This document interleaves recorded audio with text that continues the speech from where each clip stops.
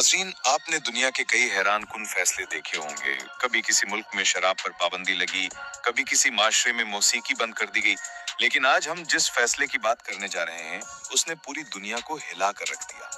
ये फैसला है बर्किना फासो के सदर इब्राहिम तरावरे का, जिन्होंने अचानक ऐलान किया कि मुल्क में शादियों पर पाबंदी लगा दी जाएगी। जी हाँ, शादी जैसी बुनियादी और फितरी रस्म पर पाबंदी।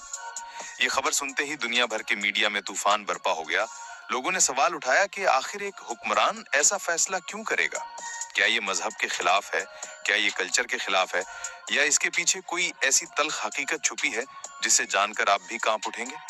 नाजरीन, असल हकीकत यह है कि बर्किना फासो में शादी के नाम पर कुछ ऐसी रस्में राइज हो गई थीं जो ना सिर्फ गैर इस्लामी थीं, बल्कि इंसानियत के मुंह पर एक थप्पड़ थीं। ऐसी रस्में जिन्होंने शादी को खुशी के बजाय जिल्लत और दुख की अलामत बना दिया था। इब्राहिम तरावरे ने जब ये सब कुछ करीब से देखा तो उन्हें अंदाजा हुआ कि अगर फौरी तौर पर सख्त कदम ना उठाया गया तो पूरा माशरा तबाही की तरफ जा रहा है। यही वजह है कि उन्होंने दलेराना फैसला किया और शादियों पर पाबंदी लगा दी, ताकि इन गंदी रस्मों को जड़ से उखाड़ फेंका जा सके।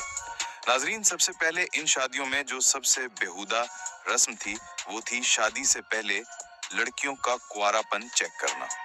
गांव और शहरों में ये रिवाज इस तरह चलता था कि शादी के मौके पर लड़की को खानदानी बुजुर्ग या मकामी खवातीन अलग कमरे में ले जाती और उसके जिस्मानी मुआयने के बाद फैसला दिया जाता कि ये लड़की पाक दामन है या नहीं।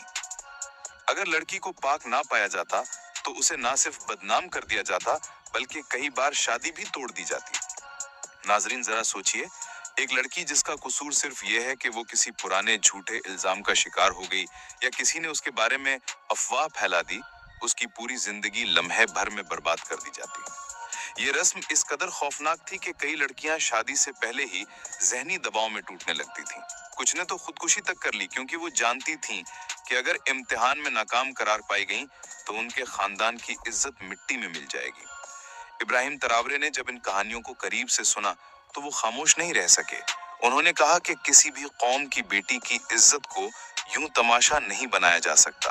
ये रस्म ना सिर्फ इस्लाम के खिलाफ है, बल्कि बुनियादी इंसानी हुकूक की भी तौहीन है।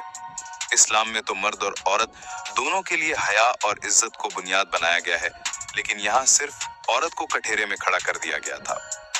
नाजरीन, इसके अलावा बर्किना फासो में शादियों के एक और पहलू ने इज्जत को भी कारोबार बना दिया था।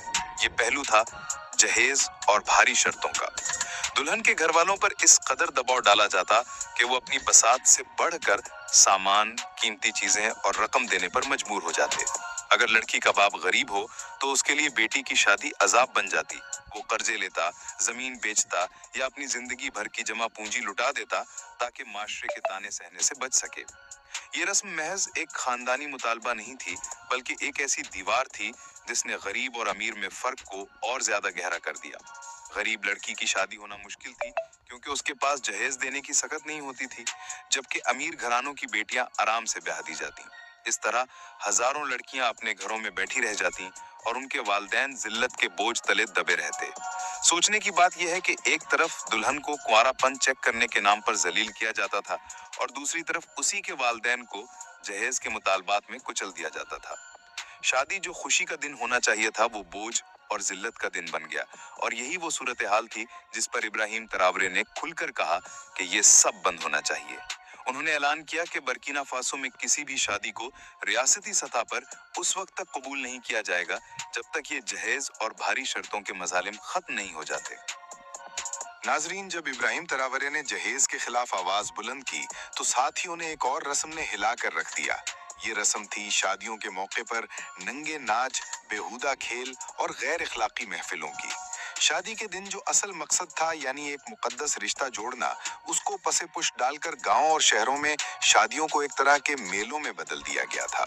इन महफिलों में मर्द और औरतें आजादाना नाचते, शराब पीते और खुलेआम फहाशी फैलाई जाती। नाजरीन, आप जरा सोचें, जिस दिन को अल्लाह ताला ने खुशी और शुक्रगुजारी का दिन बनाया था, उसे एक ऐसा तमाशा बना दिया गया था कि नौजवान नस्ल वहां से इज्जत और हया सीखने के बजाय बिगाड़ और बेहयाई सीख कर निकलती थी। कई मकामात पर यह हाल था कि दुल्हन की आमद से पहले ही घंटों तक नाच गाने के प्रोग्राम चलते और गांव के लोग जमा होकर तालियों और शोर के साथ इन बेहुदा मनाजिर का लुत्फ उठाते। ابراہیم تراورے نے واضح طور پر کہا کہ شادی کے نام پر یہ فحاشی صرف دین کے خلاف نہیں بلکہ قوم کی بنیادوں کو ہلا رہی ہے۔